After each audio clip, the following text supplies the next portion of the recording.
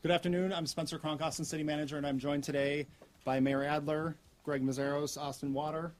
We have Eric Cantor from the Travis County Emergency Management Coordinator. We have Hector Nieto from Travis County PIO.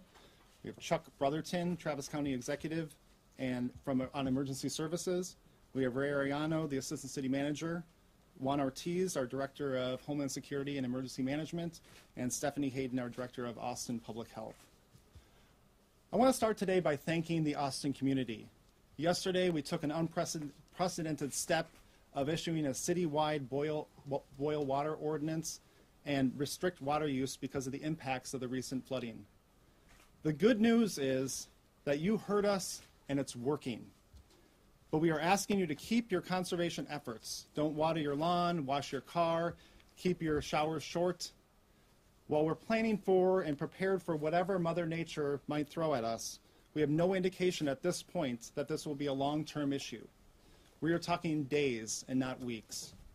To that end, I want to thank our state and county partners for their continued partnership and coordination in this effort. I understand that these are not ideal circumstances, but I am confident that together we will get through this. I'll now have Mayor Adler come and speak.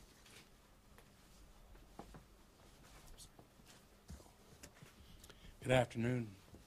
I just want to join with the manager in thanking the community. It seems as yet again we've pulled together as a community, and we continue to do that. And it's one of the reasons why I love living in this city. We talked yesterday about the fact that we were producing about 108 million gallons in a city that was trying to use 120. We asked people to conserve, and that's happening now, so we're no longer upside down. We're refilling reservoirs, but we need people to continue conserving. We need people to continue conserving so that we make sure that we're on the right side of that balance. We also need people to keep conserving because the more people conserve, the sooner we're going to be able to get out of this water boil situation that we're in. You're going to have the professionals talk in just a moment, but to reiterate, I think what the manager said, we're anticipating some rain on Wednesday, and the longer it rains, the more we have to deal with this. But if we get the couple few inches that are anticipated on Wednesday, and then the rain stops, then at some point this weekend we should be moving out. It's anticipated we'd be moving out of a water boil situation. I have been seeing a lot of the social media that was coming out from a briefing this morning at the County Commissioner's Court, and I know you'll be able to ask questions about that later. I think that the miscommunication happened because what was discussed there was a 2-week planning period as opposed to a 2-week anticipated event period.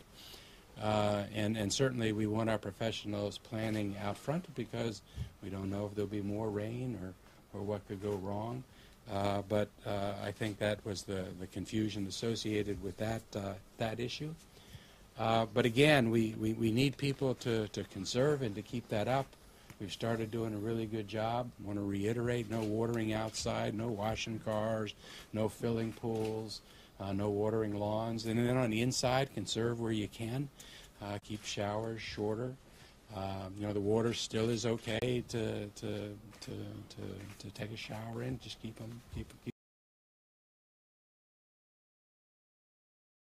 Understand that there's no water shortage, especially with water bottles. I think there were folks that were headed back out to the stores today. I spoke with the folks with some of our largest retailers, and there's plenty of water.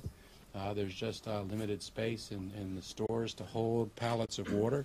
So when shelves are empty, they'll be restocked and refilled. So if you don't get your water bottles today, you can get them tomorrow or the next day. I mean, this is obviously an inconvenience for all of us, and it's a serious situation. But we're a community that pulls together. We're pulling together here, and we'll get through this one too. Thank you.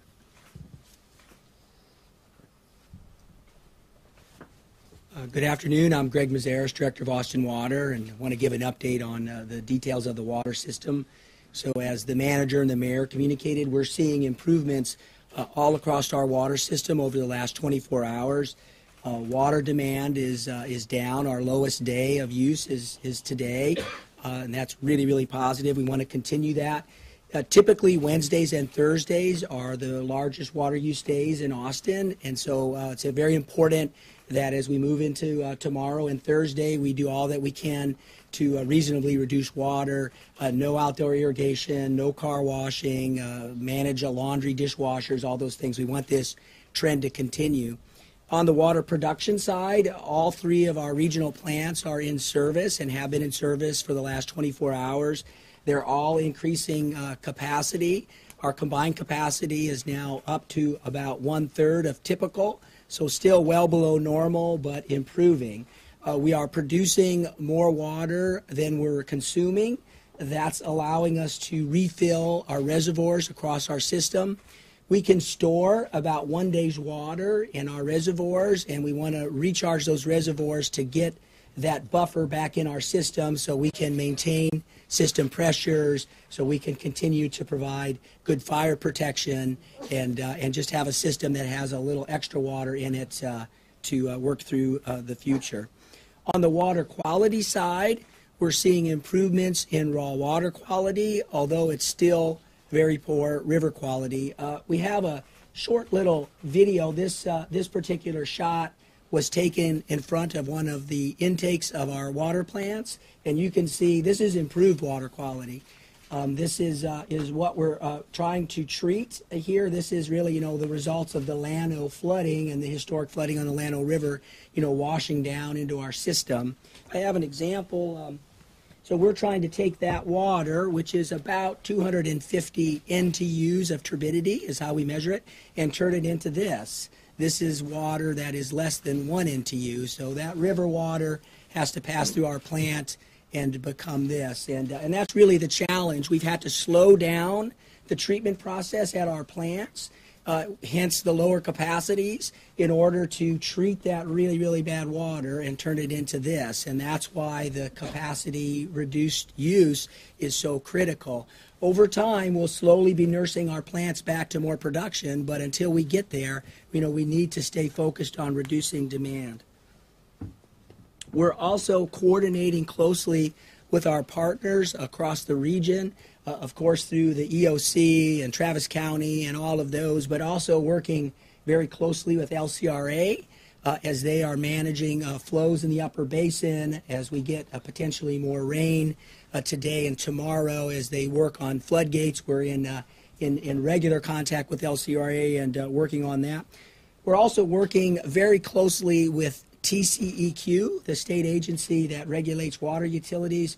We're meeting with them daily, discussing with their leadership on the phone about our current situation and more specifically the action plans that we'll need to work with TCEQ to pull out of the boil order and bring our system back into service. It's something we'll have to coordinate with TCEQ, and we're starting that process now.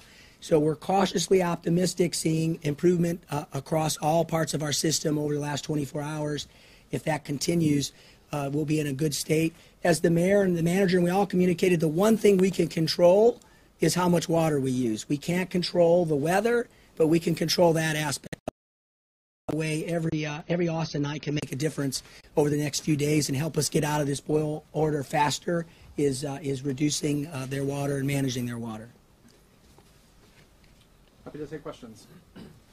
Can you explain why the boil water notice is in effect? Just because it's my understanding that there have not been any tests that have actually failed standards. So was this simply precautionary? Sure.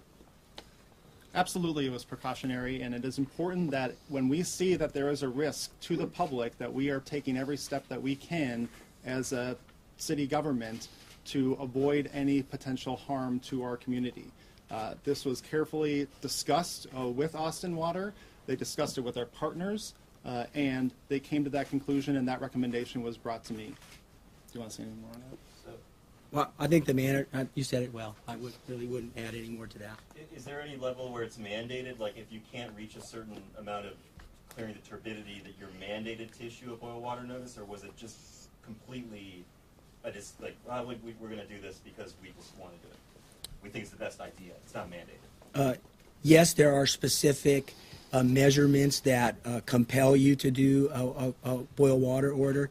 We did issue our boil water order before we crossed over any of those compelling ones, although, we were approaching those and we wanted to get ahead of it. You got to protect public health and safety first, and that's why we decided to make that recommendation. Why did you not issue a civil emergency message or any kind of messaging that would allow the activate EAS system to utilize that as far as the reverse 911 and all the other metrics of getting service out to people? I know there were some concerns with people yesterday not receiving notice until in the afternoon in their email from Austin Energy, I think, or Austin Resource Recovery. Thank you, Juan. Yes, my name is Juan Ortiz. I'm the Director for Home Security and Emergency Management with the City of Austin. The city actually used several different tools to get out emergency information. The civil emergency message is just one of the tools. We issued out press releases. We issued out social media and notifications, and then we did follow it up at midday with updated information, and we did send out a notification using our regional notification system that we normally call the Warren Central Texas. So it's just not one opportunity, but we actually notified several different times, many different methods, and there's not just one way of sending out warning notifications. Mr. Ortiz, but why didn't you use the reverse 911? There are many citizens who called us at the station who said they're not social media, and they have flip phones or older citizens, and they were wondering why the 911 reverse 911 method wasn't used. We looked at that situation, and we identified the tools that we utilized that we thought were the most adequate for that given situation, and really felt that working with the media, coming to you all for your assistance in it, that you all really helped us get a lot of that word out. When we had updated emergency information later on in the day, we did send out, we did use the notification system. It sent out emails and text notifications at that point. Didn't really felt at that point in time, in the middle of the day, that sending telephone notifications was that adequate. A lot of the word was already getting out, word of mouth, and we were constantly sending out throughout the day updated information. Given the situation that we had, and we made the best decision that we thought at that point. We're trying to find out how long this will last. What is the solution? What are we waiting on? Are we waiting on Lake Travis to go down? When can we anticipate this being over? Is there a timeline at all? I think there's a few parameters to that. One, we need to recharge our system and fill our reservoirs. That's our protective buffer for fire protection, for maintaining minimum system pressures. For the last several days, we had been draining down our reservoirs, and today we reversed that and are starting to fill them up. That will take at least a couple of days to go through, and it ties back to demand management. I think a second parameter is that our plants are reliably treating enough water to continue to meet the demand and make sure our reservoirs are filling up, and that water is of high quality and meets all the regulatory standards. We're getting there as our plants are improving here, and so we think within a very short time we'll be there. The one variable that we can't control is the weather. If we get a washout rain event again in the Llano Basin or the Pedernales Basin or some part of the reservoir system above us, and turbidities soar again, that could be a setback. And so a better sense of that after Wednesday to Thursday morning, and as all of that starts to come together, we'll be able to begin to pull out of the boil water notice. Pulling out of the notice require us to do enhanced bacteriological sampling to demonstrate that our system is certifiably safe. We'll be working with TCEQ on that. We've been doing bacteriological sampling all along. We do it every day no matter what, and we haven't seen any problems. We'll probably intensify that and work with TCEQ, and hopefully, again, all that comes together, and we'll be pulling out of this within a reasonable amount of time, hopefully, as the mayor suggested, by this weekend. But again, there are certain variables that we can't predict or control, and we'll have to evaluate those over the next few days. We've heard various accounts of when the city and Austin Water knew that there was an issue with the water supply and the water, the water supply and the water system. Some people have said that y'all might have known as early as Thursday. Others said that they got notice on Sunday night. When did Austin Water find out about this, and why was the alert not sent out until Monday morning to any of the restaurants here? Well, again, we did a precautionary boil water notice. We did it ahead of any violation, so there was no compulsive reason to do it. You know, Thursday, Friday, Saturday, and into a good part of Sunday, we were still working through the process of determining if we needed to do a boil water notice. We were trying to stabilize our plants. We were trying to increase production to stay ahead of demand. As water quality continued to deteriorate, we had our own emergency operations center opened at the utility. And Sunday night, we came to the conclusion that we could not pull out of the demand and mismatches, and our water quality was approaching parameters that we were concerned about. And then we made the decision that it would be best interest of the community and the utility to issue the boil water notice. So until Sunday, we didn't come to that conclusion, and we're hopeful that we could have worked through this. Why was the notification process all over the place? The text messages and the emails, why were they not all at once? I got mine at 5:30 in the afternoon. Some people got it last night. Some people got it early this morning. Can you take us step by step how that was laid out? Okay, that question is pretty broad. I'm gonna answer it in a couple of different ways. So when you get to a point to where you think you're gonna do a boil water notice, we can all tell you that it's not something that we just take very lightly. You don't just do it for the sake of doing it. You want to make sure that all your communication is very specific and concise on what it means and what we're trying to tell the community and at what time. Make sure we identify all the people that need to be identified, all the different industries that need to be notified, and we bring a whole team to do it, and we set out different team partners to start that notification process. The main triggers, or when we start going out to the public, is when we start doing our press. And we use the social media, Facebook and Twitter specifically, put the information out on the website. And throughout the day, yesterday, as we saw that there was a need for additional information, then we went ahead and used the regional notification system that we call Warren Central Texas. And we send out specifically emails and text notifications, a total number of approximately 800,000 notifications that went out, and I'll go verify that number and I'll get it to you after the press conference.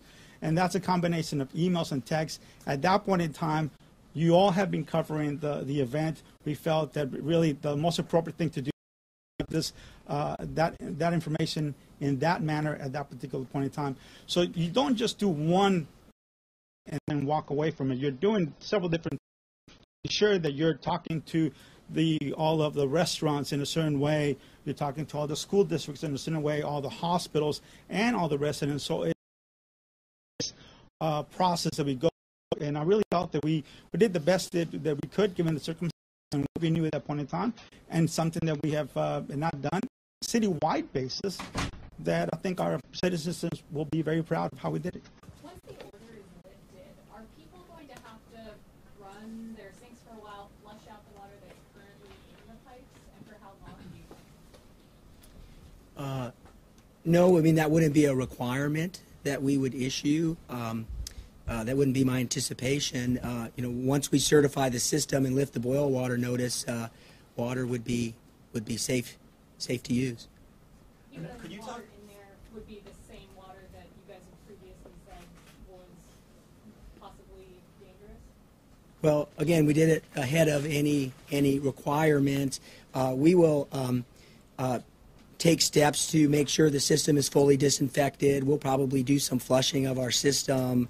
Again, working with TCEQ, we'd have clean samples, hundreds of clean samples. I mean, we would just take the necessary steps. I mean, obviously, if the public wanted to run their water, we wouldn't discourage that, but we wouldn't say that would be a requirement. Can you talk a little bit more about the water pressure issue? Because it seems like that's really a big concern on your part the boil water was a cautious thing, wasn't mandated, but what we heard yesterday afternoon is that we were getting close to running out of water if we kept in this negative trend, right?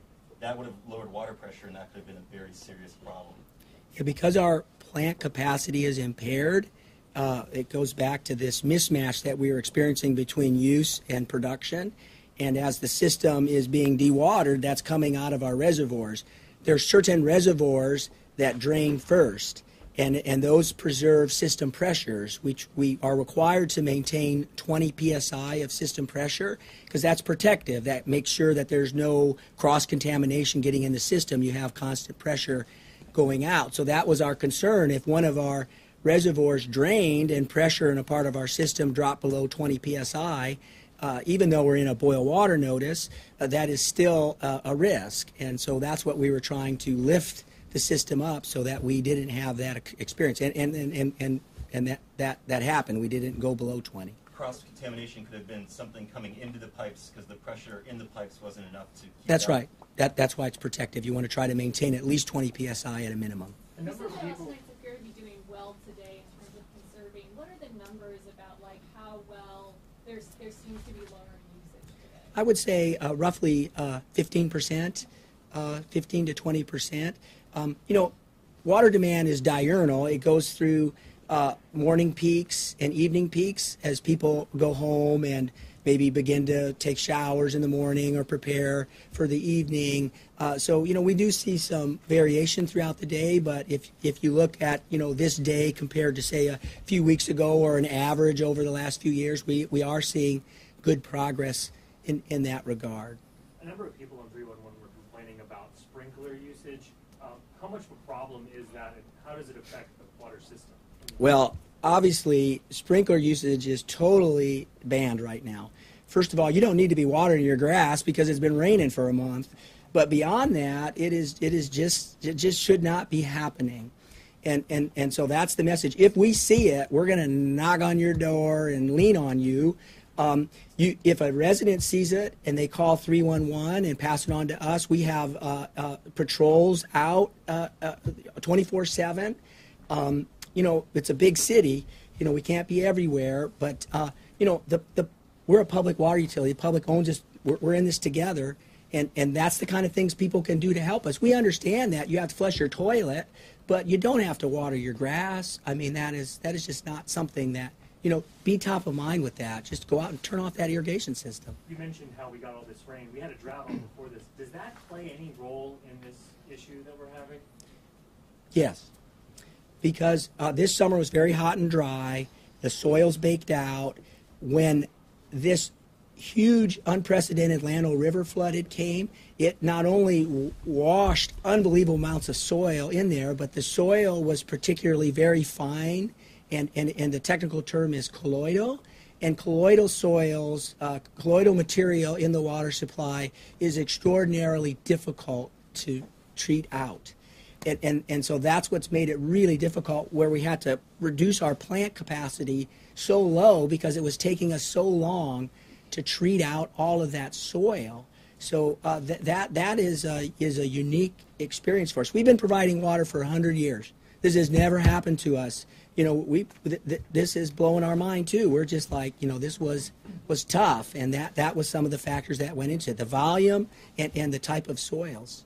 The city is asking for residents to do a lot of things, but are you guys talking to businesses, specifically large businesses that consume large amounts of water, to see how they might cut back on their usage? And what would you be doing? Yes. So a few things. One, we have contacted some of our largest users and have been updating them along the way and encouraging them to reduce water as much as possible.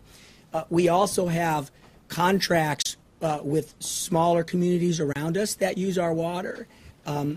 Wells Branch Mud, North Austin Mud, WCID 10, those kind of users. We have been communicating to them, and they should be and are required per their contracts to follow all of our water reduction guidance requirements. And so we've been communicating to them and expecting them to be doing all the things that we're asking our own retail customers to do. Specifically large-scale businesses, ones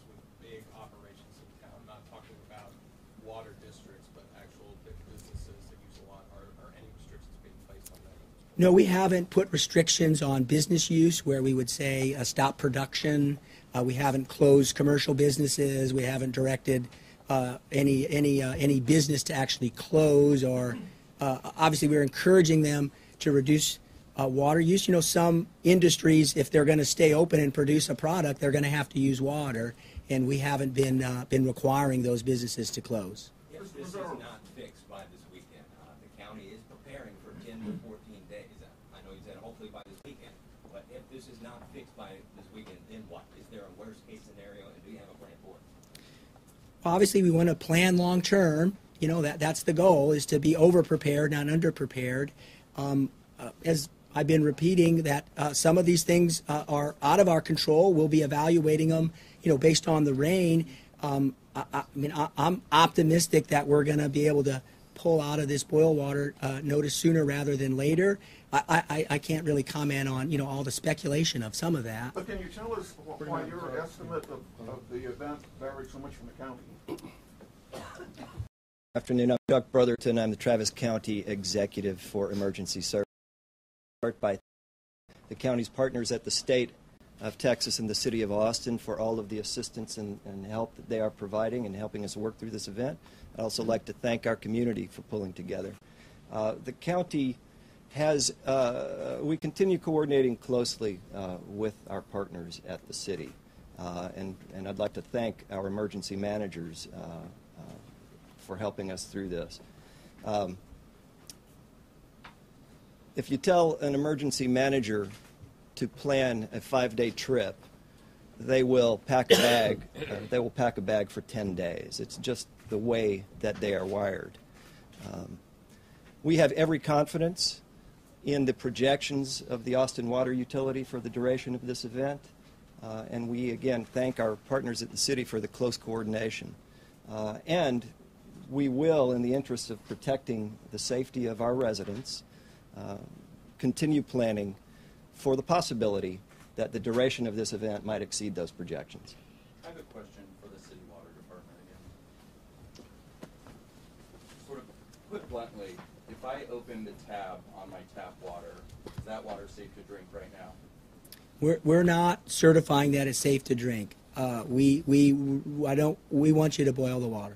And then a few follow-ups. Just you talk about the impact that this has had on businesses and restaurants, because given that the water hasn't failed any tests, you would think that water is actually still safe to use.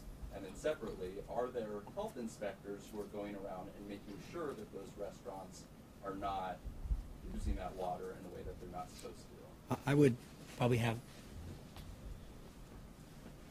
Good afternoon, Stephanie Hayden, Austin Public Health. Our health inspectors are being very proactive. We are in constant communication with all food establishments.